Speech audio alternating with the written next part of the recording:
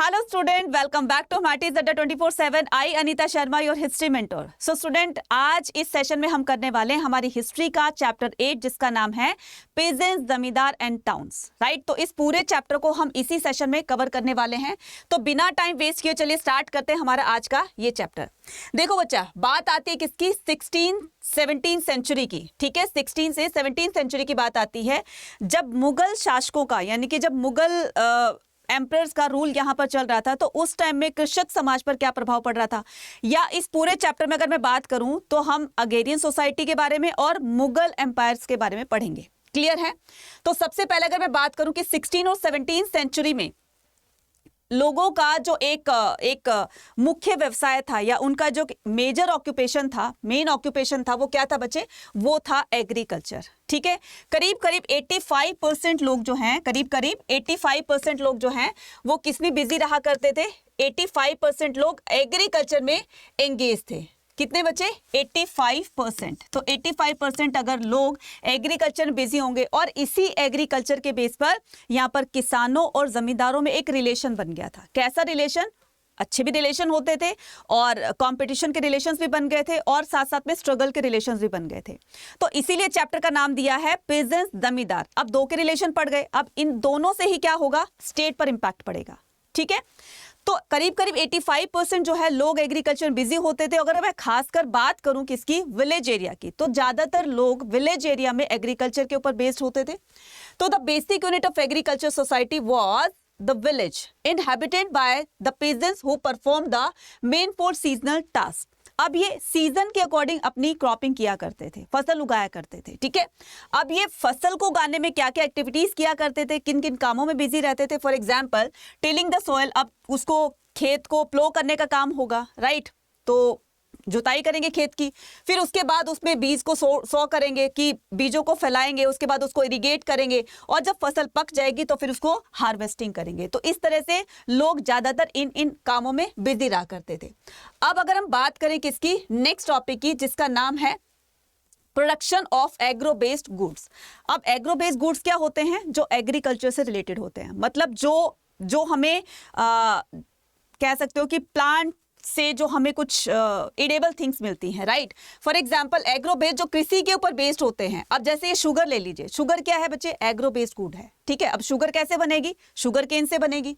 Right, दूसरा हमारा आता है जैसे एडेबल ऑयल्स हो गए, जैसे मस्टर्ड ऑयल हो गया, लेंटिल्स ऑयल हो गया, तिल का तेल हो गया. तो ये दोनों क्या है बच्चे? ये एग्रो बेस्ड गुड्स है. राइट, तो इसके अलावा और भी आप एग्जाम्पल दे सकते हैं, ये तो खाली एक एग्जाम्पल है. Varied topography of the agrarian society. अब देखो, अगेरियन सोसाइटी का मतलब कृषक समाज में किस किस तरह की जमीनें होती थी और उस जमीनों पर या उस खेतों में क्या क्या चीजें ग्रो की जाती थी, वो टोटली डिपेंड करता था उनकी सॉइल की फर्टिलिटी पर. अब सॉइल की फर्टिलिटी या जो एरिया होगा वो भी अलग अलग टाइप का होगा. अब कौन कौन से लैंड होती हैं? फॉर एग्जाम्पल एक लैंड है जिसको ड्राई लैंड कहा गया है, जिसमें पानी की मात्रा, पानी की क्वांटिटी, वाटर क्वांटिटी बहुत ही ज्यादा कम होती है. वाटर लेवल जो होता है ना जमीन के नीचे, मतलब जितना पानी नीचे होगा तो ड्राइनेस उतनी ही ऊपर आएगी. राइट, अब जहां पर वाटर लेवल जो है थोड़ा सा ज्यादा होगा तो उसमें नमी जो है वो बाहर उसमें शो होती रहेगी. उसके बाद आता है हमारा दूसरा, हिल रीजन वर नॉट कल्टिवेबल. अब ऐसा भी एरिया होता है, हिली एरियाज, बिल्कुल पथरीला वहां का लैंड एरिया होता है जिस पर एग्रीकल्चर हो ही नहीं सकती है. राइट, नेक्स्ट आता है हमारा जैसे थर्ड लैंड का, उसमें बताया गया है कि मोर फर्टाइल. प्लेन एरियाज में ले लीजिए, प्लेन एरियाज में कितनी अच्छी एग्रीकल्चर होती है कि वहां पर इरिगेशन के रिसोर्सेज उनको बहुत अच्छे मिल जाते हैं. इसका बेस्ट एग्जांपल ले सकते हो, जो रिवर के आसपास में जो भी स्टेट्स होंगे तो उनमें एग्रीकल्चर प्रोडक्शन बहुत अच्छा होगा. एक आता है हमारा कौन सा? एक आता है हमारा फॉरेस्ट्री एरिया. तो ये 4 तरह के टोपोग्राफी बताए गए हैं अगेरियन सोसाइटी के. अगर हम बात करें नेक्स्ट टॉपिक की, तो नेक्स्ट टॉपिक आता है हमारा sources to the reconstruct the agrarian history of the 16 and the 17 century. अभी मैंने क्या बताया कि 16 और 17 सेंचुरी में जब मुगलों का पीरियड चल रहा था, शासन चल रहा था, तो उस टाइम के दौरान, उनके शासन काल के दौरान जो फार्मर्स थे किस तरह से एग्रीकल्चर में बिजी रहा करते थे. तो सोर्सेज टू द, अब इनके बारे में हमें जानकारी कहां से मिलती है? जो भी हमें मुगल्स की जो भी मिली है, बुक्स मिली है, क्रॉनिकल्स मिले हैं, तो जैसे आईने अकबरी है, आईने अकबरी में, आईने अकबरी को जब लिखा गया था तो उसमें अगेरियन सोसाइटी के बारे में लिखा गया था। अगर इसको मेंशन नहीं किया जाता उसके अंदर तो हमें पता ही नहीं चलता कि मुगल टाइम पीरियड में किस तरह के लोग जो हैं वो एग्रीकल्चर बिजी रहते थे, किस किस तरह की एक्टिविटी किया करते थे। तो ये सोर्सेज उनको, जो अगेरियन सोसाइटी को जानने का एक सोर्स हमें जो मिला वो मिला हमें आईने अकबरी से। ठीक है, अब हम क्या करते हैं, इस पर बात करते हैं। आईने अकबरी, ठीक है, कौन कौन से सोर्सेज मिले हमें आईने अकबरी से, इनके बारे में पता चला, अगेरियन सोसाइटी के बारे में। रेवेन्यू रिकॉर्ड, अब जब ये लोग, उनके पास में जमीन होगी, वो खेती करेंगे, कितना प्रोडक्शन निकलेगा, राइट, तो फिर इनका रिकॉर्ड रखा जाएगा। तो रेवेन्यू रिकॉर्ड से पता चलता है कि कहां से रेवेन्यू कितना आता था, कितना किसान उनको रेवेन्यू देता था, कितना राज्य के पास होता था। तो इस तरह का पूरा रिकॉर्ड जो है वो भी हमें मिला है कहां से, गुजरात, महाराष्ट्र और राजस्थान से। फिर अगर हम बात करें किसकी नेक्स्ट की, तो extensive record of the east India company. इसके अलावा ईस्ट इंडिया कंपनी भी तो वो करती थी ना, इसके अलावा ईस्ट इंडिया कंपनी भी तो रिकॉर्ड रखती थी ना। तो इन सभी में बताया गया है, इन सभी सोर्सेस से हमें पता चला है कि वो लोग इन सभी चीजों का भी रिकॉर्ड रखते थे और उन रिकॉर्ड से ही हमें उनके बारे में पता चला है। अगर हम नेक्स्ट पर बात करें, नेक्स्ट हमारा होता है sources reconstruct agrarian society 16 and 17 century. Same वही है, ठीक है। अब हम क्या करते हैं, इसके बारे में आगे की बात करते हैं। जैसे आईने अकबरी, आईने अकबरी जो हमने पहले पढ़ा था तो उसका फर्स्ट पार्ट आईने अकबरी था। अब आईने अकबरी को 5 ड्राफ्ट्स में डिवाइड किया गया है। तो पहले के 3 पार्ट में पूरा का पूरा बताया गया है कि लोग कैसे एग्रीकल्चर किया करते थे, पूरा उसके एडमिनिस्ट्रेशन के बारे में बताया गया है। One of the most important chronicles was the Ain e Akbari authorised by the Akbar's court Abu फजल। अब ये आईने अकबरी को लिखने वाले कौन थे? हमें पता है कि आईने अकबरी को लिखने वाले और कोई नहीं, अबू फजल थे। ठीक है, आइन ए अकबरी, ठीक है, आइन ए अकबरी। तो इसको अबू फजल ने लिखा था, तो इस तरह से ये अबू फजल हैं और ये उनकी बुक है आईने अकबरी। तो इस आईने अकबरी में हमें वहां की अगेरियन सोसाइटी के बारे में पता चला। बेनिफिट अगेरियन सोसाइटी ऑफ इस 16 एंड द 17th सेंचुरी। अब इस अगेरियन सोसाइटी को क्या क्या बेनिफिट या इससे राज्य को क्या बेनिफिट हुए वो बताने। तो benefits agrarian society of the 16 and the 17th century, इसमें बताया गया है all the sources record intense the conflict between. अब इस रिलेशन में देखो बच्चे, अगेरियन सोसाइटी है, कृषक समाज है, कृषक समाज में फार्मर्स होंगे, जमींदार होंगे और इन्हीं दोनों से जुड़ा होगा स्टेट। अब वो स्टेट के अंदर रहते हैं, राइट। तो इन दोनों की बॉन्डिंग कैसे होगी? मैंने बताया ना अभी, इन दोनों की बॉन्डिंग बहुत अच्छी होगी, क्योंकि जमींदार क्या करेगा, अपनी जमीनों पर खेती करवाएगा, ठीक है, एग्रीकल्चर प्रोडक्शन जो है वो अच्छा आएगा। अगर अच्छा आता है या खराब होता है तो वो जमींदार की रिस्पॉन्सिबिलिटी होती थी कि वो कितने अच्छे रिसोर्सेज प्रोवाइड करता है, तो उसी हिसाब से प्रोडक्शन होता था। तो उनके रिलेशन दोनों के अच्छे होते थे। कई बार ऐसे होता था कि सब में एक तरह का कंपटीशन लग जाता था कि कौन कितना प्रोडक्शन अच्छा दे सकता है, कौन कितनी अच्छी प्रोडक्शन अपने खेतों में करवाएगा। तो एक तरह का उसका कंपटीशन भी होता है और हेल्दी कंपटीशन का होना बच्चे बहुत अच्छा माना जाता है। क्यों? क्योंकि कंपटीशन जितना हेल्दी होगा तो उससे राज्य को, स्टेट को, कंट्री को उतना ही ज्यादा फायदा होगा, क्योंकि डेवलपमेंट होगी। नेक्स्ट आता है कि उसमें कभी कभी ऐसा भी होता था कि फार्मर लोगों को बहुत ज़्यादा स्ट्रगल करना पड़ता था, प्रॉब्लम्स को फेस करना होता था। कि कई बार ऐसा होता था कि उनके पास पैसे नहीं होते थे, तो वो मनी लेंडर के पास पैसे लेने के लिए जाता था। मनी लेंडर उनके मनमाना इंटरेस्ट पर उनको पैसे दिया करता था, राइट, और नहीं देता था तो ज़मीन अपनी गिरवी रखकर जो भी उन्होंने बॉन्ड साइन किए हुए उसके अकॉर्डिंग ज़मीन जो है वो कब्जे में ले ली जाती थी जमींदारों के। तो इस तरह के जो रिलेशंस थे वो फार्मर और जमींदार के बीच में होने लगे थे। तो all these sources record the intense the conflict between the peasants, zamindar and the states. Clear है? यही बात बताई मैंने। So they give us the insight of the peasant perceptions and their expectations, the fairness of the state. अब इससे क्या होगा? Agriculture अगर अच्छा होगा तो वो लोग एक्सपोर्ट करेंगे, दूसरे राज्यों में एक्सपोर्ट करेंगे, जो भी ग्रेन होगा, प्रोडक्शन अच्छा होगा।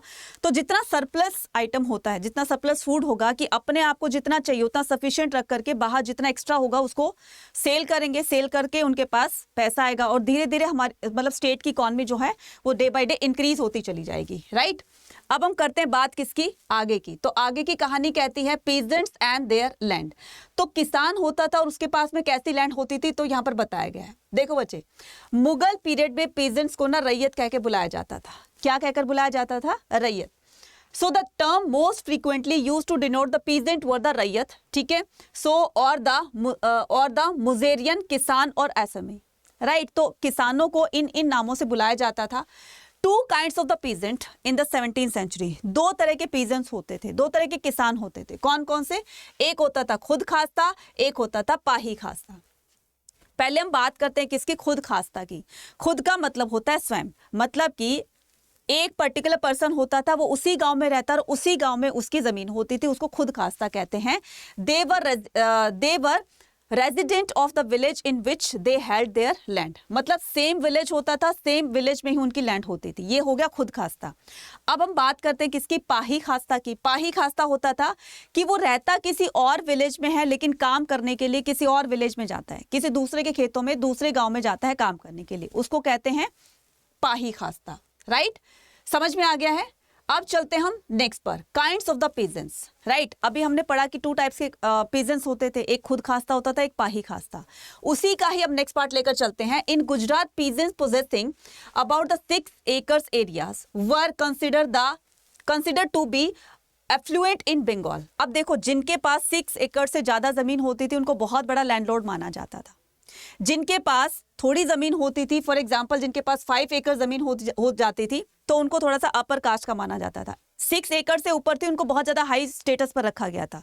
फिर 5th पर आते हैं तो उनको माना जाता था कि बहुत बड़े लैंडलॉर्ड हैं, उनको एक अपर कैटेगरी में रखा जाता था।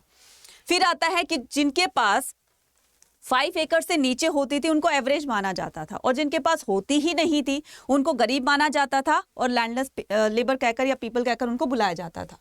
कल्टीवेशन जो होती थी वो टोटली बेस्ड होती थी ऑनरशिप पर, ठीक है। अब मान लीजिए किसी के पास 2 एकड़ जमीन है तो वो अपने हिसाब से 2 एकड़ में ही अपनी खेती बाड़ी करेगा। किसी के पास 6 एकड़ है या उससे ज्यादा है तो वो उस हिसाब से करेगा। उसके पास प्रोडक्शन ज्यादा होगा तो वो एक्स्ट्रा सरप्लस जो भी प्रोडक्शन होगा उसको वो सेल कर देगा, तो उसकी इनकम होगी। तो जिसके पास जितनी लैंड होती थी वो उतना ही उस पर एग्रीकल्चर करेगा। The abundance of the land available, labour, the mobility of the peasant and the 3 factors of the. अब देखो, लोगों के पास जितनी जमीन होगी तो उनको उतने ही उसी हिसाब से पेजेंट्स को हायर करना होगा। जिसके पास जमीन बहुत ज्यादा है, अब ऐसा तो नहीं कि जमींदार खुद जाकर वहां पर खेतीबाड़ी करने लगेगा, नहीं ना। तो वो क्या करेगा? लोगों को हायर करेगा और अपने खेतों में उनसे काम करवाएगा। अब यही चीज जो होगी कि कौन जमींदार प्रोडक्शन अच्छा निकालता है, या कौन जमींदार अपने जो भी उनके फार्म, जो भी पीजेंट्स होते हैं या उनके जो भी काम करने वाले लेबर्स होते हैं, तो उनको क्या वो प्रोवाइड कर रहा है, उनसे क्या वो कितना काम करवा रहा है। तो ये सारी चीजें हमें आईने अकबरी से पता चलती हैं और इसी से उनकी मोबिलिटी स्टार्ट हो जाती है। अब दूसरे गांव में किसी के पास जमीन नहीं है और वो किसी और गांव में जाता है जिसके पास जमीन बहुत ज्यादा है, ठीक है, जैसे कि पाही खास्ता मैंने बताया, तो उससे लोगों की यानी कि पेजेंट्स की मोबिलिटी बढ़ जाती है। मतलब लोगों का एक जगह से दूसरे जगह पर आना जाना लग जाता है और इस तरह से वो अपना अर्न करते हैं, राइट। अब हम चलेंगे नेक्स्ट स्लाइड पर जिसका नाम है टाइप्स ऑफ द एग्रीकल्चर। तो कितनी टाइप्स की एग्रीकल्चर होती थी, कितनी टाइप की एग्रीकल्चर होती थी? एक होता था सबसिस्टेंस एग्रीकल्चर, नेक्स्ट होता था हमारा कमर्शियल एग्रीकल्चर। अगर हम बात करें किसकी? सब्सटेंसेस एग्रीकल्चर की, तो ये देखो, ये भी 2 तरह के होते थे। एक प्रिमिटिव सब्सटेंसेस होता था, एक इंटेंसिव वो होता था आपका सब्सिस्टेंस एग्रीकल्चर, राइट। तो इसमें बताया गया है कि इनको भी 2 भागों में बांटा गया है। किनको? देखो, ये जो सब्सटेंसेस एग्रीकल्चर है तो इसके 2 पार्ट में बांटा गया है इसको, तो प्रिमिटिव सब्सटेंसेस और इंटेंसिव आपका सब्सटेंसेस। तो प्रिमिटिव सब्सटेंसेस को भी दो भागों में बांटा गया है, तो डोमिनेटेड पैडी कल्टीवेशन और डोमिनेटेड द अदर पैडी, ठीक है। तो इसे बताया गया है कि प्रिमिटिव और आपका ये इंटेंसिव। अब ये इंटेंसिव से ही पता चल रहा होगा, इंटेंसिव का मतलब होता है इंटेंशनली। क्या मतलब होता है बच्चे? इसका मतलब होता है इंटेंशनली।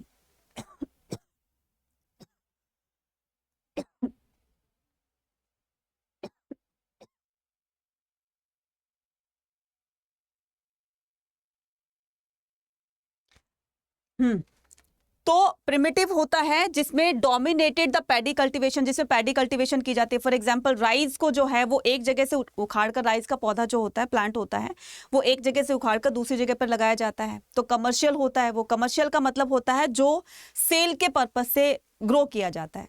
जितना अपनी फैमिली के लिए चाहिए, जितना अपने लिए चाहिए उतना सफिशिएंट है, बाकी उसको बहुत ज़्यादा उसको ग्रो करना है, बहुत ज़्यादा प्रोडक्शन अच्छी निकालनी है, तो उसके लिए वो क्या करेगा, वो और ज़्यादा अच्छे से प्रोडक्शन करेगा, जिससे कि वो एक्स्ट्रा जो भी उसका प्रोडक्शन होगा, जो भी उसका ग्रेन होगा, उसको सेलिंग के पर्पज से उसको निकाल दिया जाए। ठीक है, तो ये क्या था, कमर्शियल था। और सब्सटेंसेस जा तो सिर्फ अपने लिए, उसे प्रिमिटिव होता है कि थोड़ी बहुत जमीन होती है वो सिर्फ अपनी फैमिली के लिए, और बस उसको जितना चाहिए थोड़ा बहुत वो एक्स्ट्रा होता है। इंटेंसिव होता है, इंटेंसिव में क्या होता है कि खाली उसको सेलिंग के पर्पज से ना करके, और वो सिर्फ अपने और अपनी फैमिली के लिए जितना सफिशिएंट हो जाए उतना।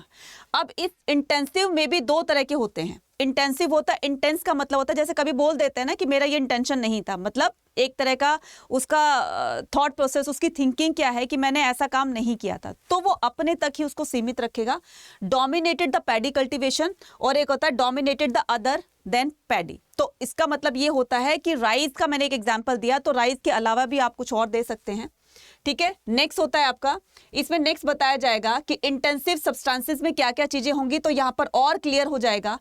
It is largely found in the densely populated. अब ये जो इंटेंसिव सब्सटेंसेस होता है जहां पर पॉपुलेशन बहुत ज्यादा होती है, उस वाले एरिया में इस इंटेंसिव सब्सटेंसेस एग्रीकल्चर को किया जाता है। और ये जो है मॉनसून एशिया, राइट, तो ये जब मॉनसून पीरियड होता है उसमें ये इसको ग्रो किया जाता है।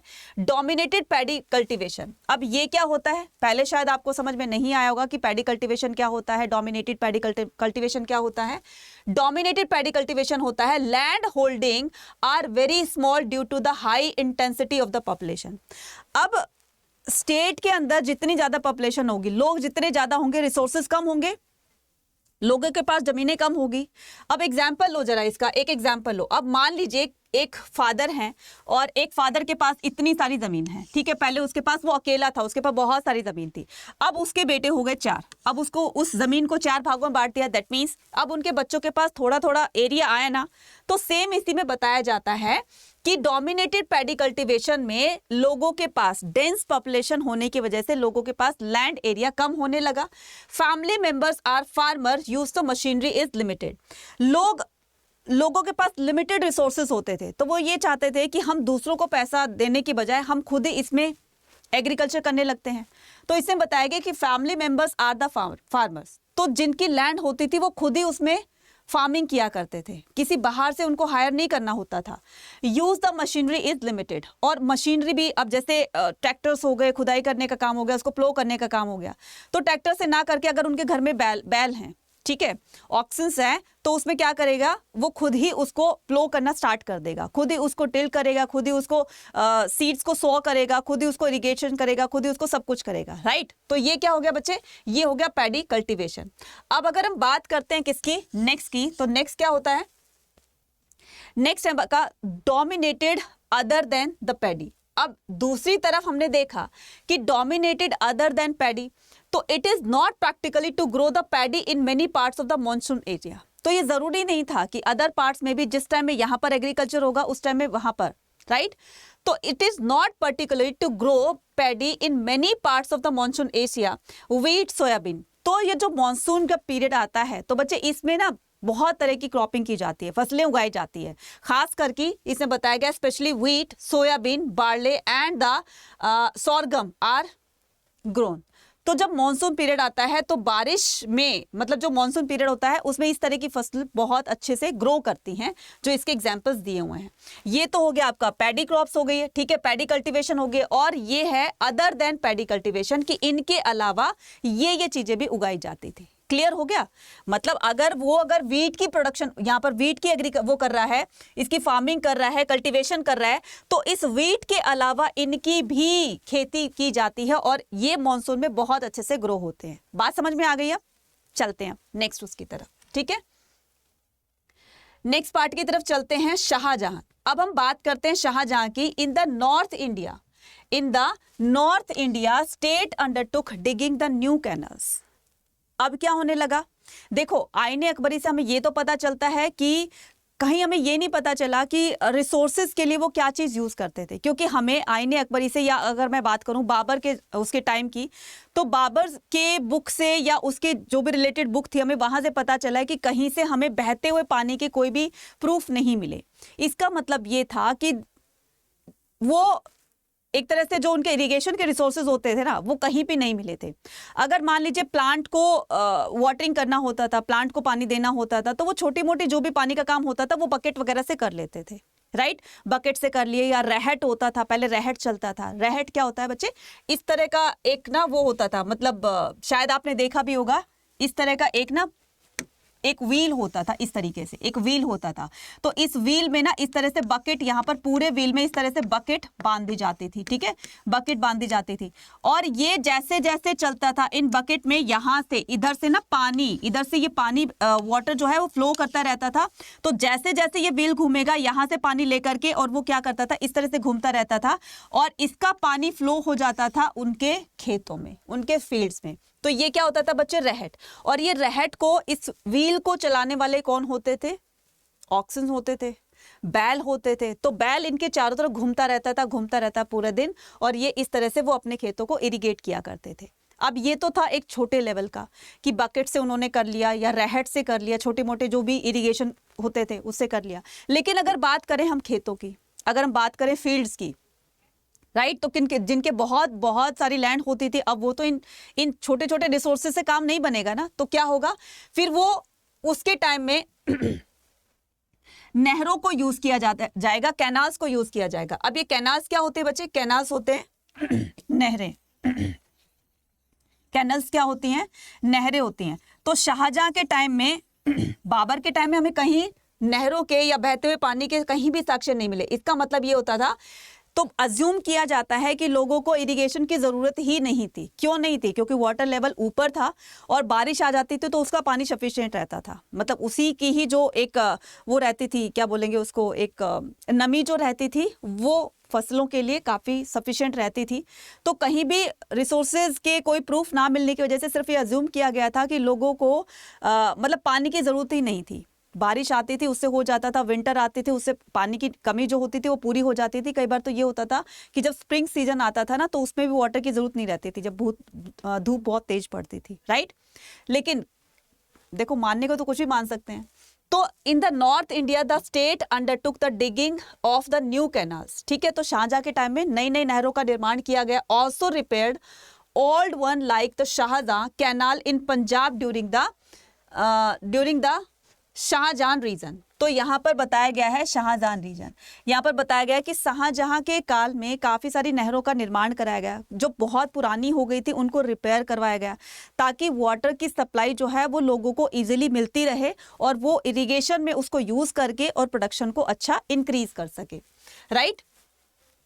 इस तरीके से ये देखो, इतनी सुंदर सी ये कैनाल बनवाई गई थी। मतलब ऐसा नहीं था कि एक ही बनवाई गई थी, काफ़ी सारी बनवाई गई थी, और ये शाहजहां के रीजन में बनवाई गई थी, right.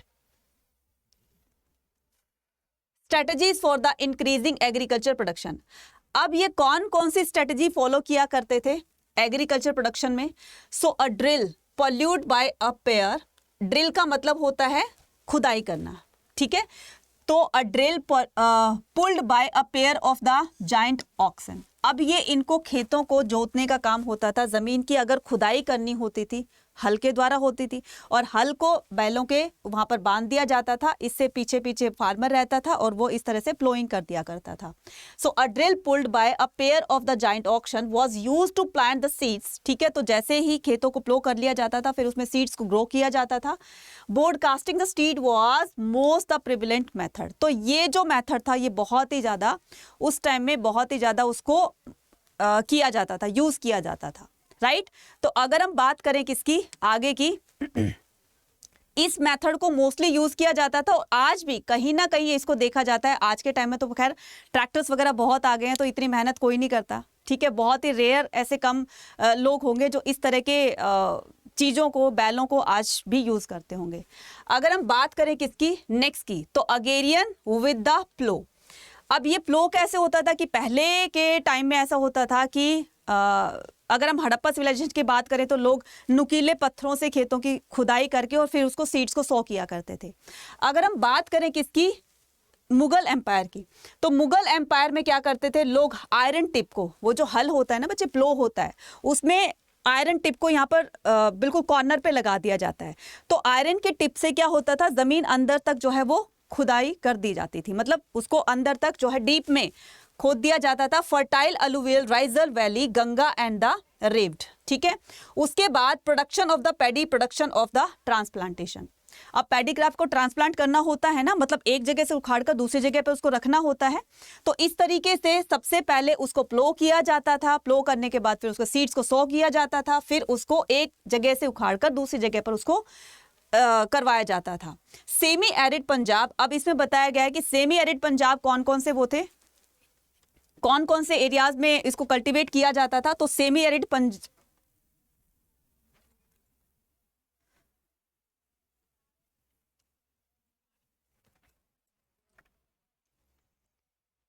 Semi arid Punjab and Rajasthan, hilly tracts in the northern east and the central parts better situated in the. अब सेमी एरिड क्या होता है, एरिड क्या होता है, तो ये जोन्स वो होते हैं बच्चे जहां पर कल्टीवेशन जो है वो की जाती है, right.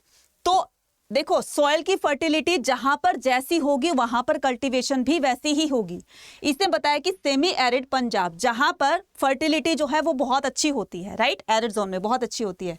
Punjab and Rajasthan hilly tracks में अपने हिसाब से होगा। अब जैसे आपने देखा होगा हिली एरियाज में जाते हैं, आउटिंग करने के लिए जाते हैं, जैसे समर वेकेशंस में जाते हैं, तो वहां पर देखते हैं ना पहाड़ों पर स्टेप फार्मिंग होती है इस तरीके से, है ना, बहुत खूबसूरत लगती है देखने में, लेकिन बच्चे वहां पर बहुत ज्यादा मेहनत लगती है। ये एक तो पथरीला होता है पूरा का पूरा, फिर वहां पर कल्टीवेशन करना अपने आप में एक टास्क है, ठीक है।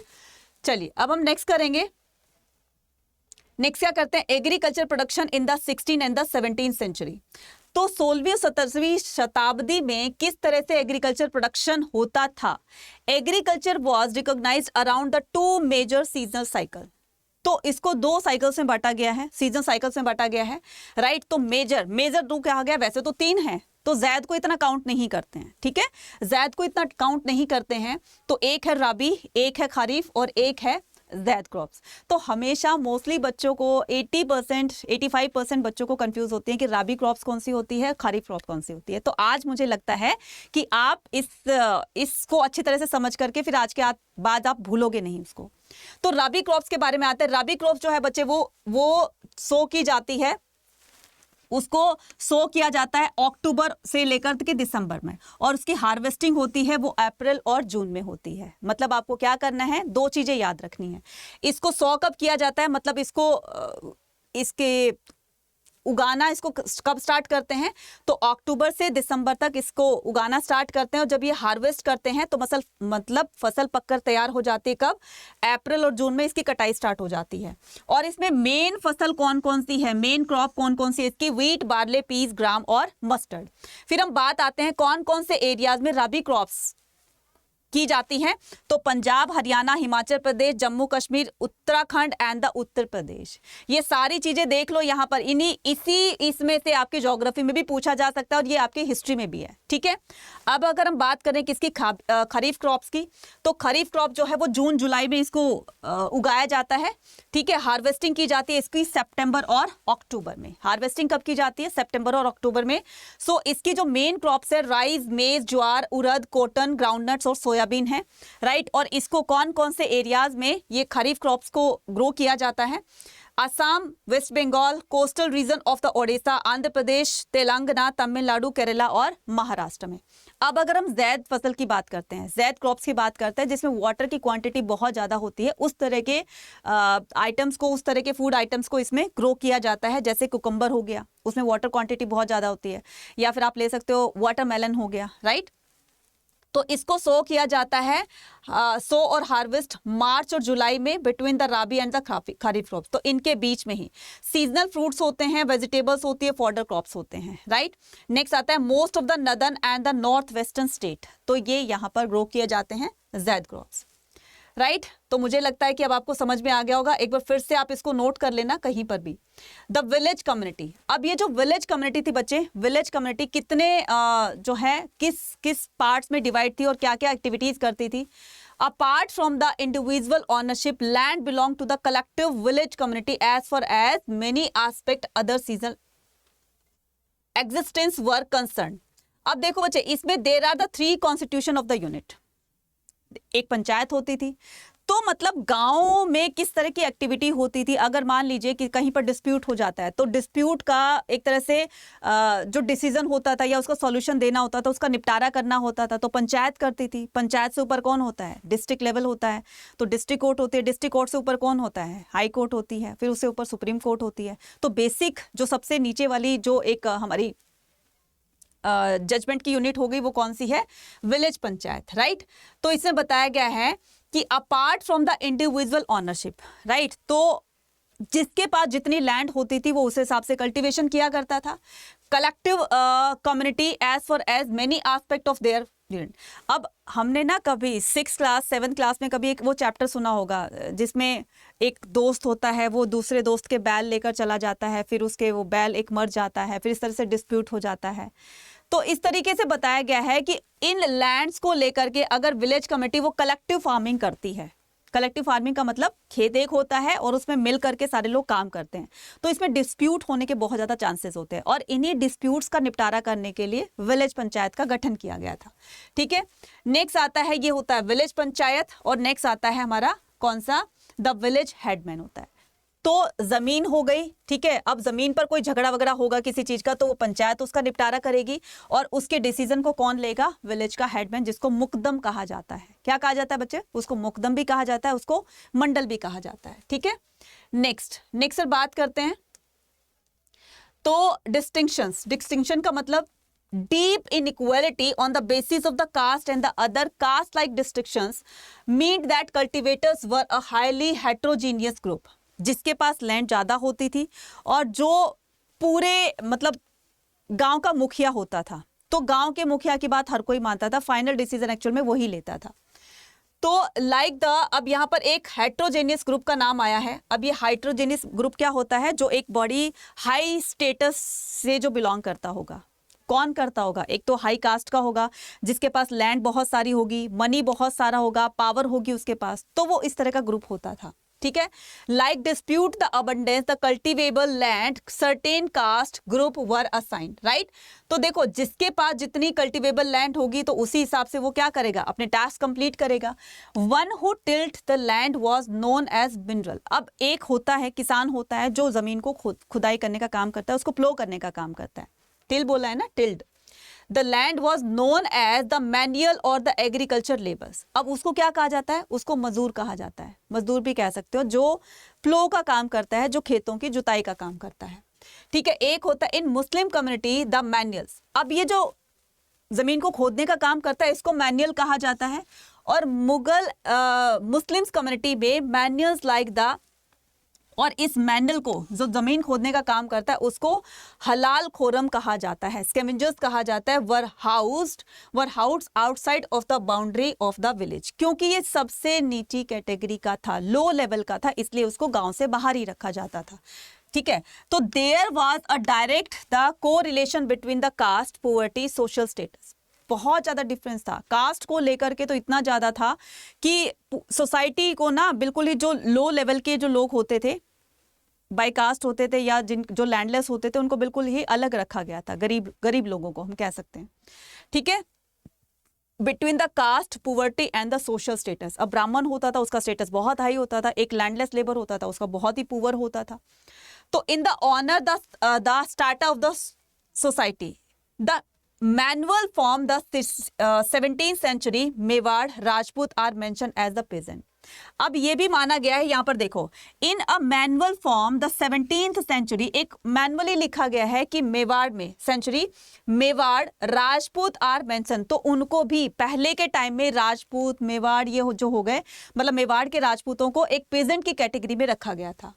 Sharing the same space with the Jat Hoover. अब ये जो जाट लोग होते हैं ना, इनको भी पीजेंट वाली कैटेगरी में रखा गया था। ठीक है, अब जैसे आप बोलते हो ना चौधरी वगैरह हो गए, तो इस तरह से जो जाट होते हैं उनको भी पीजेंट्स की कैटेगरी में रखा गया था, क्योंकि सबसे ज्यादा एग्रीकल्चर यही लोग किया करते थे, मतलब उसमें एंगेज रहा करते थे। who were accord a lower status in the caste hierarchy, right? इनके पास सबसे ज्यादा लैंड होती थी और इसी वजह से वो अपना स्टेटस जो है वो सोसाइटी में उनका अपर स्टेटस था एज कंपेरेटिव टू अदर। अब ये हेडमैन कौन होता है बच्चे? गांव का जो मुखिया होता है, जिसके पास मैंने बताई ना, जिसके पास लैंड बहुत सारी होती थी, बाई कास्ट भी बहुत ही हाई होता था, राइट? और क्या होते थे कि उनके पास पैसा भी बहुत होता था, पावर भी बहुत ज्यादा थी। उसी हिसाब से the village panchayat was and the assembly elders headed by the headman known as, उसको मुकदम और मंडल कहा जाता था, ये अभी मैंने बताया। Headman held office as long as they enjoy the confidence। अब ये जितना भी ये जो झगड़ों का निपटारा करना होता है, फाइनल डिसीजन ये हेडमैन ही लेता था, ठीक है? गांव की एक तरह से रिस्पॉन्सिबिलिटी ही इन्हीं को दे दी जाती थी कि तुम्हें गांव के रखरखाव के लिए तुम्हें जो भी काम करने होंगे वो तुम्हें खुद से करने होंगे। अब इनकी सोर्स ऑफ फंडिंग कैसे होती थी? इनका सोर्स ऑफ फंडिंग होता था, इनके पास पैसा कहाँ से आता था, जिसकी वजह से वो गांव में, विलेज एरिया में डेवलपमेंट कर सके। जैसे फेयर लगे होते हैं ना, तो फेयर में स्टॉल्स वगैरह लगी होती हैं, तो उनसे वो लोग पैसे लिया करते थे। कोई भी ओकेजन सेलिब्रेट करना होता तो उसमें स्टॉल्स लगी होती थी, फेस्टिवल्स सेलिब्रेट करने के लिए जगह जगह से, मतलब एक तरह से सोर्स ऑफ फंडिंग वहीं से होती थी। दूसरा, जो अगर उनको मान लीजिए कि दो पार्टीज में झगड़ा हो रहा है, उन झगड़ों का निपटारा करना है, तो एक पर जो पेनल्टी लगाई जाती थी 50,000, 1 लाख, जो भी उस टाइम में लगता था 20,000, तो उससे जो पैसा आता था वो भी गांव के डेवलपमेंट में लगा दिया जाता था। कोई चंदा वगैरह, डोनेशन वगैरह दे दिया करता था, तो इससे इनके सोर्स ऑफ फंडिंग जो होती थी, जो भी इनका पैसा होता था, उन्हीं पैसों को वो गांव के डेवलपमेंट में लगाया करते थे। और ये काम किसका था बच्चे? हेडमैन का, ठीक है? वन इंपॉर्टेंट विलेज आर्टिशंस, ठीक है? Village artisans. अब ये विलेज आर्टिशंस कौन होते थे? मतलब कि जो घरेलू काम करते थे। अब घरों में लोग इस तरह के काम करेंगे, पत्थर की मूर्तियां बनाएंगे, एक जो है वो पॉट्स वगैरह बनाता है, कुम्हार जिसको बोलते हैं, तो वो इस तरीके से बनाएंगे। दूसरा होता है कि घरों में ही लोग जो हैं वो, खास करके विमेन जो है, जैसे बैग्स बना दिए या फिर वो जो बास्केट्स होती हैं वैसे कुछ बना दिया, राइट? और क्या होते हैं दूसरे, जैसे टेम्पल्स वगैरह बना दिए, छोटे छोटे जो घरों में टेम्पल रखते हैं। तो इस तरह से गाँव के लोग भी ना सिर्फ एग्रीकल्चर में, बल्कि उसके अलावा, उसके साथ साथ में लोग इस तरह की एक्टिविटी भी किया करते थे ताकि उनकी साइड अर्निंग हो जाए, ठीक है? जैसे पोट्री मेकिंग हो गया, repairing agriculture and the implement. अब टूल्स बनाने का काम भी किया जाता था। एग्रीकल्चर में टूल्स भी तो होंगे ना, हल बनाना होगा तो वो भी कारपेंटर वगैरह करते होंगे उस टाइम में, राइट? तो साइड बाय साइड ये लोग ये भी एक्टिविटीज किया करते थे। वुमेन का क्या रोल होता था कि वुमेन अपने हस्बैंड के साथ में खेतों में भी काम किया करती थी, अपने घर को भी देखती थी और साथ में घरों में छोटे मोटे काम भी किया करती थी, वीविंग का, जैसे स्टिचिंग का, इस तरीके का, राइट? तो ये क्या करती थी? उनके पैरेलल में चला करती थी। Man and women had to work the shoulder to shoulder in the field, so gendered the segregation between the home for the women and the world for men, ठीक है? तो एक इसको सेग्रीगेशन कर दिया गया था। मतलब ये माना जाता है कि औरतों का काम जो है घर की देखभाल करना होता है, वो प्रोफेशनली बाहर निकल के काम नहीं कर सकती है, राइट? लेकिन आज तो चेंज हो गया है ना। तो माना जाता था कि फॉर वुमेन के लिए घर ही उनके लिए काफी होता था और उनके लिए बाहर काम करना होता था, यानी कि जो काम करेंगे, पुरुष लोग काम करेंगे, वो बाहर काम कर सकते हैं, जबकि वुमेन को ये अलाउ नहीं था, वो घर में ही रह करके अपना काम करती थी। But biases the related the women biological function did continue. तो artificial such as the spinning yarn, तो बहुत तरह के काम होते हैं। यार्न को स्पिन करना होता है चरखे से, वो जो कॉटन बॉल्स होती हैं उनको स्पिन करना होता है, फिर उससे वो कच्चा धागा बनाते थे। तो इस तरह का काम वो छोटे मोटे घर में ही कर लिया करती थी, जिससे उनकी साइड अर्निंग होती थी, ठीक है? नेक्स्ट करते हैं। तो नेक्स्ट अगर बात करें किसकी, फॉरेस्ट एंड द ट्राइब्स, तो ये तो थी कि इसकी बच्चे अग्रेरियन सोसाइटी की बात कर रहे हैं। अब जो लोग फॉरेस्ट में रहा करते थे वो किस तरह की एक्टिविटीज किया करते थे? वो तो फॉरेस्ट से रिलेटेड एक्टिविटीज करेंगे ना। तो apart from the intensively cultivated land, India had the huge swath and the forest, ठीक है?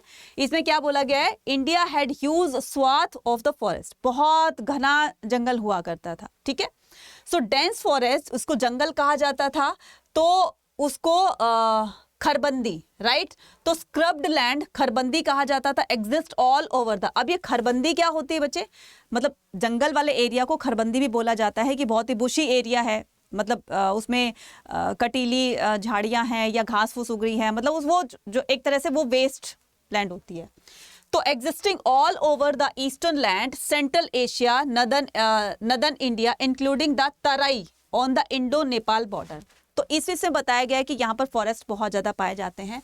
झारखंड हो गया, peninsular India in the western Ghat and the Deccan plateau, इन जगहों पर, इन एरियाज में काफी ज्यादा जो है वो घने जंगल पाए जाते हैं, राइट। और जंगलों से पता है कि जंगलों से बहुत ज्यादा हमें जो है वहां से बहुत ज्यादा लोग क्या करते हैं, वहाँ की एक्टिविटीज करते हैं और उससे हमें बहुत ज्यादा फायदा होता है, खास करके गवर्नमेंट को। क्या क्या काम होता है, जैसे अब फॉरेस्ट ड्वेलर्स क्या करेंगे, फॉरेस्ट ड्वेलर कहते हैं जो जंगलों में रहते हैं, राइट। तो वो क्या करेंगे, गम कलेक्ट करने का काम करेंगे, फ्रूट कलेक्ट करेंगे, फ्रूट्स कलेक्ट करेंगे, फ्लावर्स कलेक्ट करेंगे, और जो भी वुडन्स होती हैं, मतलब वुड होता है, लकड़ियां होती है, उसको इकट्ठा करने का काम करेंगे, फिर उसको सेल करेंगे। इस तरह की काफी एक्टिविटीज होती हैं, तो जो कि फॉरेस्ट में रहकर ही ये सारी एक्टिविटीज को किया जा सकता है।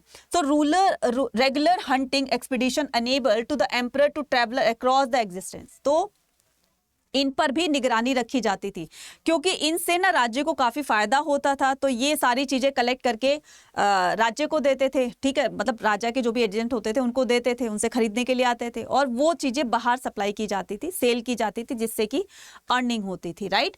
तो कभी कभी इनको सुपरवाइज करने के लिए, जैसे राजा कभी शिकार पर, क्योंकि राजा लोगों को शिकार का बहुत शौक होता था, तो कभी शिकार पर करने के लिए आ गए, वहां के रख रखाव को देखा कि सब ठीक ठाक चल रहा है, ठीक है। तो इस तरह से पूरे एम्पायर को एक तरह से उससे कनेक्ट किया गया था, फॉरेस्ट से। Personally attend to the governance inhabitants, तो वो कभी कभी पर्सनली भी जाकर उसको गवर्न कर लिया करते थे। कौन? Kings, rulers. जमींदार क्या हो गया कि zamindar were a caste of the class in the countryside of the. अब जमींदार कौन होता था बच्चे? गांव का सबसे बड़ा जिस जमीन वाला होता था, जिसके पास लैंड्स बहुत सारी होती थी, ठीक है। तो ये गांव का जमींदार होता था। ये मनी लैंडिंग भी किया करता था। Zamindar were class of the people countryside that leave the agriculture but did not the participate directly process the agriculture. Zamindar वो होता था जो डायरेक्ट पार्टिसिपेट ना करके और दूसरों को हायर करता था अपने लैंड्स पर काम करने के लिए, अपने खेतों में काम करने के लिए, डायरेक्ट उसमें इन्वॉल्व नहीं होता था। बस उसको तो प्रोडक्शन, भाई कितना प्रोडक्शन हुआ, इतना प्रोडक्शन हुआ, कितने पैसे आए, इतने पैसे आए, कितना खर्च हुआ, इतने खर्च हुए, बस ये मोटा मोटा काम देखने के लिए।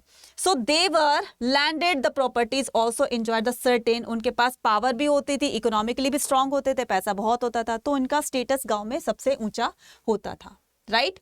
अब हम करते हैं लैंड रेवेन्यू सिस्टम। अब जिसके पास जितनी लैंड होती थी वो उस हिसाब से रेवेन्यू देगा ना।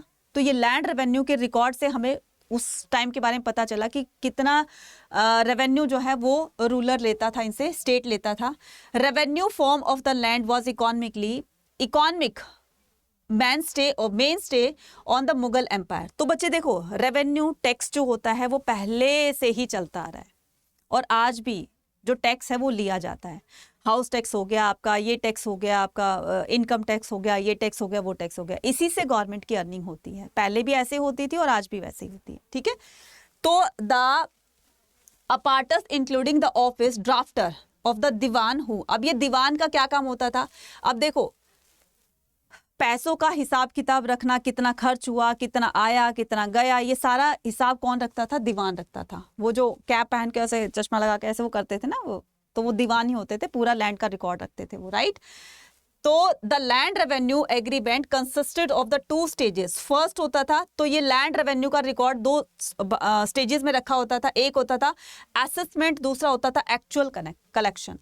असेसमेंट का मतलब थोड़ा सा उसके आसपास में, एक होता था एक्चुअल कलेक्शन होता था। तो उससे क्या होता था कि लोगों के पास जितनी एक्चुअल में लैंड होगी वो उसी हिसाब से अपना रेवेन्यू देगा। अब किसी के पास 2 एकड़ है वो उस हिसाब से देगा, प्रोडक्शन जितनी होगी वो उस हिसाब से देगा, ठीक है।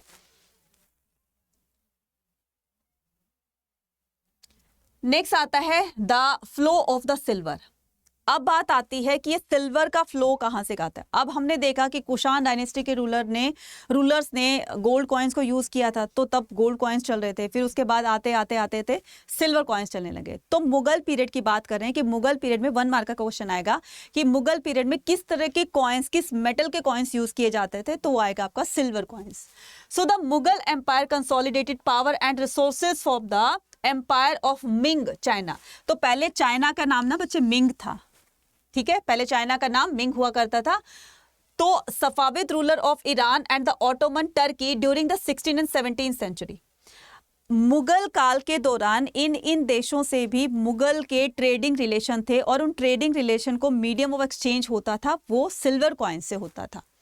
ठीक है, तो यहां से इनके पास में क्या आता था, सिल्वर आता था। अब यहां से कोई सामान जाएगा तो बदले में उसके वो पैसे देंगे, वो पैसे किस फॉर्म में देते थे, सिल्वर कॉइन्स में देते थे। इसीलिए इंडिया के पास में सिल्वर आने लगा इसी की वजह से। तो voyages of the discoveries and the opening of the new world resulted the, अब ये जो न्यू वर्ल्ड किसको कहा गया है, कि जो नई नई कंट्रीज का जो डिस्कवरी हो रही थी। फॉर एग्जांपल अमेरिका को डिस्कवर किया गया था, ठीक है, किसने किया था, क्रिस्टोफर कोलंबस ने, राइट। तो क्रिस्टोफर कोलंबस ने अमेरिका को डिस्कवर किया था 1492 में, और वास्को द गामा ने इंडिया को डिस्कवर किया था 1948 में। इसके अलावा जो नई नई डिस्कवरीज हो रही थी, नए नए जो देशों की डिस्कवरी हो रही थी, उसी को न्यू वर्ल्ड कहा जाता है। Resulted the massive expansion of the Asia's, particularly India. अब वो लोग इंडिया के साथ ट्रेड करने में ज़्यादा इंटरेस्ट थे, क्योंकि इंडिया को ऐसे नहीं सोने की चिड़िया कहा जाता है, क्योंकि यहाँ पर रिच ऑफ रिसोर्सेज थे, जिसकी वजह से उनको यहाँ से रिसोर्स मिलते थे, रॉ मटेरियल मिलता था, जिससे वो अपने वहाँ पर फाइनल प्रोडक्ट बनाते थे। इस तरीके से ट्रेडिंग इंडिया के साथ में अच्छी होने लगी थी बाहर के देशों की। So the testimony of an Italian, तो हमें एक इटालियन ट्रैवलर्स की एक टेस्टोनॉमी मिली है, मतलब उसकी लिखी हुई एक बुक मिली है, ठीक है। तो Giovanni da Careri who passed through the India, तो ये जो जियोवे कैरिडी जो थे ये इंडिया से पास ऑन होते हैं कब, 1690 में। Provide a graphic account about the way silver, इन्होंने इंडिया में जो सिल्वर का एक आना जाना था, किस इंडिया में सिल्वर कहाँ से आता है, कहाँ जाता है, किस तरीके से आना जाना था, तो उन्होंने इसका एक पूरा का पूरा एक ग्राफिक अकाउंट बनाया about the way silver travel across the globe to reach India.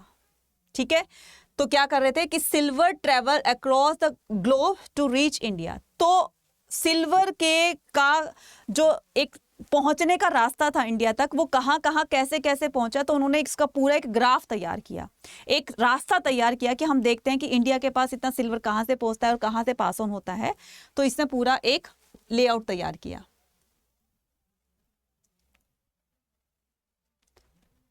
आईने अकबरी ऑफ द अबू फजल, अब बात आती है किसकी, आईने अकबरी की। Aine Akbari is the compilation of the imperial regulation and the gazetteer of the empire. तो आईने अकबरी बच्चे हमारे पास एक ऐसा गैजेट है, जब हमें उस टाइम की अगेरियन सोसाइटी के बारे में पता चला। इसको 5 पार्ट्स में डिवाइड किया गया था, इसको 5 ड्राफ्ट में डिवाइड किया गया था।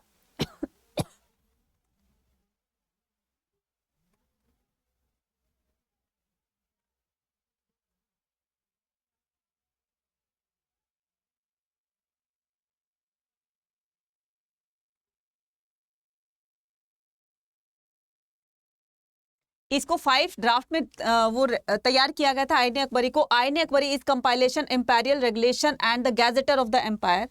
It is a part of the Akbarnama. ये अकबरनामा का एक पार्ट था। अकबरनामा के 3 पार्ट्स थे और आईने अकबरी को 5 पार्ट्स में डिवाइड किया गया था। ध्यान से सुन लो, कहीं गड़बड़ मत कर देना, ठीक है। अगर मैं बात कहूं कि इसकी आईने अकबरी, तो आईने अकबरी के 5 ड्राफ्टर थे, ठीक है, 5 ड्राफ्ट थे इसके, ठीक है, 5 ड्राफ्ट थे। और अगर बात करूं किसकी इसकी अकबरनामा की, तो अकबरनामा के 3 वॉल्यूम्स थे, ठीक है, अकबरनामा के 3 वॉल्यूम्स थे, याद रखना इसको।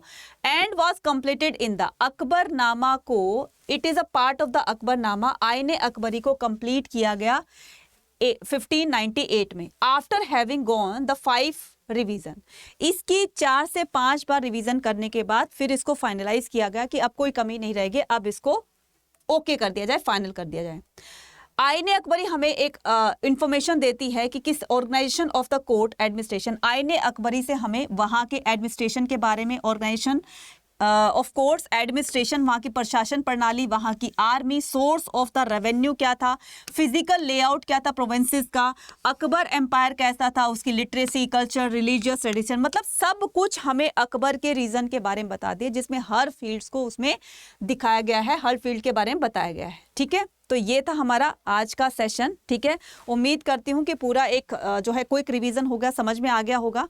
तो एग्जाम में जाने से पहले इसको एक बार क्विक रिवीजन लेकर जाइएगा, इससे आपको बहुत हेल्प मिलेगी, ठीक है। और रेगुलर सेशंस को ज्वाइन करते रहना है, 7 बजे रेगुलर सेशंस को अटेंड करोगे तो इससे भी आपके बोर्ड एग्जाम में आपको बहुत हेल्प मिलेगी, क्योंकि वहां पर इंपॉर्टेंट क्वेश्चन, एक्सपेक्टेड क्वेश्चन, आपके सैंपल पेपर, प्रैक्टिस पेपर, बहुत कुछ करवाया जा रहा है, ठीक है। इसके अलावा जैसे आप बोर्ड एग्जाम से फ्री होंगे तो आपका एक प्रेशर आ जाएगा, किसका, CUET का एग्जाम भी देना है, क्योंकि आपको यूनिवर्सिटीज में भी जाना है, कॉलेजेस में भी जाना है। कैसे जाओगे? CUET के बेस पर, ठीक है। तो सेंट्रल यूनिवर्सिटी का एक ये कॉमन टेस्ट कर दिया है, तो इसको भी देना है आपको। इसके लिए अगर तैयारी तो देखो करनी होगी कहीं ना कहीं से, तो इसके लिए अड्डा 24/7 की तरफ से बहुत सारे बैचेस निकाले गए हैं, तो आप इन बैचेस को परचेज करके अपनी तैयारी को CUET के लिए और ज्यादा बूस्ट कर सकते हो, ठीक है। तो ये बैचेस हैं और इस पर मैक्सिमम डिस्काउंट आप पा सकते हैं जब आप कोड यूज करेंगे, कितना, Y489, ठीक है। कोड यूज करेंगे Y489। और अभी ये हमारा जो टॉपर्स बैच है बच्चे, इसमें आपकी जो क्लास 12th है वो और प्लस में CUET, इसमें दोनों की तैयारी करवाई जा रही है। तो अभी भी जिन बच्चों को लगता है कि कुछ नहीं पढ़ा, तो फटाफट से इस टॉपर बैच में आ जाओ। आपके हिस्ट्री के एग्जाम से पहले पहले इसमें पूरा सिलेबस कवर करवा दिया जाएगा और एक अच्छी रिवीजन लेकर जाओगे। देखो बच्चे, अभी तक ये सोच रहे हैं कि हमारी तो पास होने की उम्मीद ही नहीं है, तो उन बच्चों के लिए स्पेशली मैं कहना चाहूंगी कि टॉपर्स बैच को आप जरूर से एक बार देखिएगा, क्योंकि टॉपर्स बैच में आपके एग्जाम से पहले पहले पूरा सिलेबस कवर करवा दिया जाएगा। इसके अलावा हमारा समर 2.0 बैच है, ये निपुण है। कोई भी बैच को आप परचेज करो तो उस पर कोशिश करना कि आप जो है वो पूरा पेमेंट नहीं करना पड़ेगा उसको। इस पर मैक्सिमम डिस्काउंट मिलेगा आपको जब आप कोड यूज करोगे Y489, राइट। इसके अलावा अगर आप मॉक टेस्ट लेना चाहते हैं, सैंपल पेपर लेना चाहते हैं या फिर ई बुक से तैयारी करना चाहते हैं, तो उससे भी आप तैयारी कर सकते हो और उस पर भी आप कूपन कोड लगाकर मैक्सिमम डिस्काउंट को अवेल कर सकते हैं, राइट। तो जो भी बच्चे चैनल पर नए हैं तो चैनल को अभी के अभी सब्सक्राइब कीजिएगा, क्योंकि अभी एग्जाम टाइम आ रहा है तो तैयारी की बहुत ज़्यादा जरूरत पड़ेगी। तो सब्सक्राइब कीजिएगा, कमेंट कीजिएगा, शेयर कीजिएगा और लाइक कीजिएगा ज़्यादा से ज़्यादा अपने दोस्तों तक, ठीक है। क्लियर है। और बच्चे अब देखो, ये टॉपर्स बैच को खरीदने का लास्ट में बता देती हूँ कि टॉपर्स बैच को कैसे आप परचेज करोगे। तो आपको गूगल पर जाना है, या अड्डा के आपको डाउनलोड नहीं किया तो फटाफट से डाउनलोड कर दो, क्योंकि सारी PDF वगैरह आपको वहीं पर मिलेगी, राइट। तो अब देखिए यहाँ पर क्या करना है, गूगल पर जाना है, गूगल पर अड्डा 24/7 टाइप करना है। जैसे आप गूगल पर अड्डा 24/7 टाइप करोगे, यहाँ पर फर्स्ट ऑप्शन पर क्लिक करना है, ऑल कोर्सेज पर जाना है, राइट। तो जैसे आप ऑल कोर्सेज पर जाओगे तो यहाँ पर अंडर ग्रेड एंट्रेंस एग्जाम दिया होगा, CUET दिया होगा, और यहाँ पर आर्ट्स के स्टूडेंट है, साइंस के हैं, कॉमर्स के हैं, जिस भी स्टूडेंट स्ट्रीम के हैं, अपने हिसाब से अपनी स्ट्रीम को चूज करना है। और इस तरीके से ये देखो, ये आ गए आपके बहुत सारे बैचेस, ठीक है। कोई भी बैच को आप परचेज कर सकते हो। जो बच्चे अभी सोच रहे हैं कि हमें कुछ नहीं पढ़ा और हमें बहुत पढ़ना है, हमें पास होना है, हमें अच्छे मार्क्स लेकर आने हैं, तो उनके लिए टॉपर्स बैच है। तो फॉर एग्जाम्पल कि आप टॉपर्स बैच को क्या करना है, आपको खरीदना है, तो सबसे पहले आप इसकी वो देख लीजिए, इसकी वैलिडिटी है बच्चे आपकी, इसकी, हाँ ठीक है, वैलिडिटी है इसकी 9 मंथ की। तो ये आपका 13 Feb से स्टार्ट हो गया है, ठीक है, स्टार्ट होने वाला है। और टाइमिंग ये रहेंगी। तो सारी चीज़ें आपको इसमें दे दी गई हैं। 250 आवर्स की आपको क्लासेस दी जाएंगी, टेस्ट सीरीज भी दी जाएंगी आपको 238, और आपको 228 ई बुक्स दी जाएंगी। इसके अलावा अगर आप स्टडी प्लान देखना चाहते हैं कि कौन सी क्लास कब होने वाली, हिस्ट्री का स्टडी प्लान बनाया हुआ, ज्योग्राफी का, सभी का, पॉलिटिकल साइंस का, सबका ये बनाया हुआ है। तो इसमें आपको 1-2 नहीं, आपको 4-4 सब्जेक्ट की तैयारी करवाई जाएगी, आपको एक इन्वेस्टमेंट में। देखो बच्चे, अपने आप से तो होगा नहीं अभी, ठीक है। तो इससे क्या बनी रहेगी, आपकी रेगुलरिटी बनी रहेगी और अच्छी सी तैयारी करके जाओगे, तभी आपके मार्क्स अच्छे आएंगे, राइट। तो इसको परचेज करना है आपको, तो आपको बाय नाउ पर क्लिक करना है। तो जैसे आप बाय नाउ पर क्लिक करोगे तो वहां पर पूछेगा आपसे कूपन कोड, जो कि आपको टाइप करना है Y489। जैसे आपने Y489 कूपन कोड यहाँ पर अप्लाई किया, तो इसको अप्लाई बटन पर क्लिक करना है। जैसे आप अप्लाई बटन पर क्लिक करोगे तो यहाँ पर आपके इतने रुपीस माइनस हो जाएंगे, और ये कोर्स आपका जो 5999 का था, वो कोर्स पढ़ रहा है आपको कितने का, 4979 का, जिसमें आपको 4-5 सब्जेक्ट की तैयारी करवाई जा रही है। That's all from my side, thank you very much. मिलते हैं नेक्स्ट क्लास में, till then take care, bye bye. और हाँ, तैयारी को अपनी जारी रखिएगा और इसी तरह से तैयारी करते रहो और अपने मार्क्स अच्छे लेकर आओ एग्जाम में, ठीक है।